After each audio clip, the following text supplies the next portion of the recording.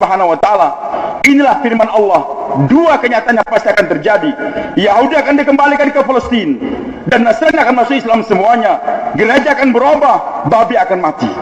Tinggal nanti menjelang akhir zaman, kata Nabi kita Muhammad SAW, peperangan besar akan terjadi antara Yahudi dengan kaum muslimin. Yahudi semua di Palestina, kaum muslimin di sebelah Jordania sana. Terjadi peperangan, tapi semua makhluk akan membantu umat Islam. Bahkan pohon, batu akan berkata, wahai muslim, di belakang saya ada Yahudi, bunuh dia. Nggak ada tempat bagi Yahudi untuk bersembunyi. Dan memang ciri khusus bagi orang Yahudi, mereka itu penakut, hanya berani berperang, Allah katakan, min warai judur, di balik tembok, di balik batu, di balik pohon, sembunyi mereka berani berperang. Tapi nanti akhir zaman, tembok-tembok akan bicara, pohon bicara, batu bicara, di belakang saya ada Yahudi, sembunyi, bunuh dia. Itu ciri pohon yang namanya gharqad, kata Rasulullah SAW. Dan itu pohon banyak ditanam sekarang di Palestina sana. Hadirin jamaah Jumat yang dimuliakan oleh Allah Subhanahu wa taala, tinggal buat keputusan sekarang. Tinggal buat keputusan sekarang. Islam pasti tersebar kembali. Kita akan membaca di koran, nanti akan tertulis sekian negara ini masuk Islam semuanya, kabupaten ini masuk Islam semuanya. Cuma tinggal dua, apakah Anda ingin menjadi penonton atau pemain? Penonton sekedar membaca di koran perkembangan Islam, alhamdulillah Islam bagus, Islam tersebar. Sebagai penonton tidak mendapatkan pahala apa-apa. Tapi jadi pemain, bergerak kita. Walaupun kita tidak bergerak, masyarakat tidore, masyarakat sangir, nggak bergerak, Islam tidak berarti tidak akan tersebar. Masyarakat Sulawesi Utara nggak mau bergerak untuk agama, sibuk dengan cengkeh, sibuk dengan perkebunan, Islam tidak akan mundur.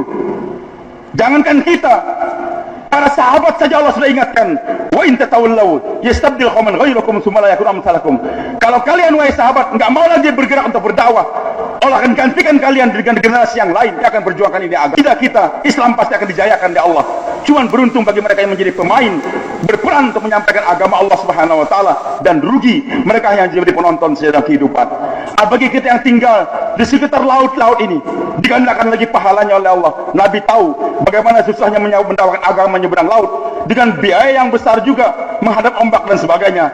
Maka Nabi gembirakan kepada masyarakat sekitar laut, ghazwatun fil bahri mislu asyatan ghazwatin fil bar. Perjuangan nyeberang laut pahalanya digandakan 10 kali lipat daripada perjuangan di daratan.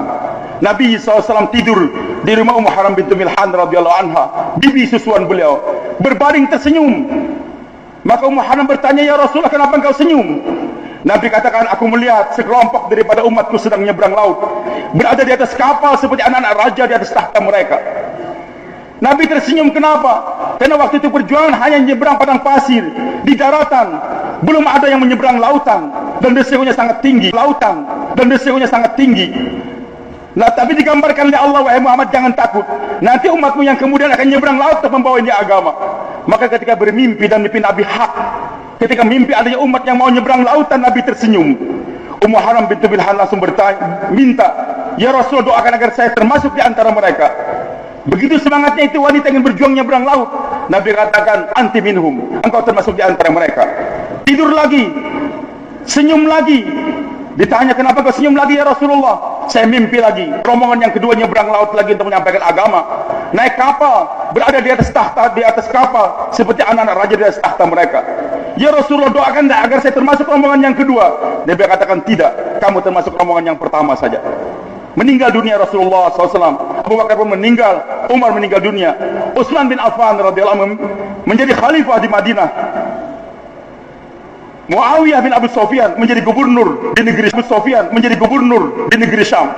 Beliau melihat ada kesempatan untuk menyeberang ke Eropa sana, dibuat armada besar, diiklankan, kita akan menyeberang ke Eropa untuk membawa ini agama. Ummu Haram bintu Milhan ingat apa yang terjadi dengan Nabi SAW dahulu. Maka dia target suaminya Abu Ubadah bin Samit. Cepat daftarkan nama kita untuk berangkat bersama dengan rombongan. Diterima, rombongan yang berangkat ke Siprus. Sesampainya di Siprus, sebarkan agama di seluruh Eropa. Ketika perjalanan pulang akan kembali ke Damaskus, perjalanan menuju pelabuhan, Ummu Haram jatuh dari kendaraan dan meninggal dunia di sana. Rombongan yang baru pulang dari Siprus bercerita kepada saya, kami alhamdulillah sempat ziarah ke makam Ummu Haram bintu Milhan, dan di atas kubur beliau tertulis al-mar'atus salihah, wanita yang salihah. Hadirin jamaah Jumat yang Allah Subhanahu wa taala, beruntung bapak-bapak yang tinggal sekitar laut. Mari kita seberangi itu lautan, pergi ke pulau-pulau untuk membawa ini agama, maka kita menjadi pemain yang akan dimuliakan oleh Allah Subhanahu wa taala. Penonton tidak akan mendapatkan trofi, tidak akan mendapatkan mahkota, dan membuat mahkota daripada permata yang disiapkan oleh Allah Subhanahu wa taala. Yaqulu Rasulullah sallallahu alaihi wasallam, kullu bani adam khata'.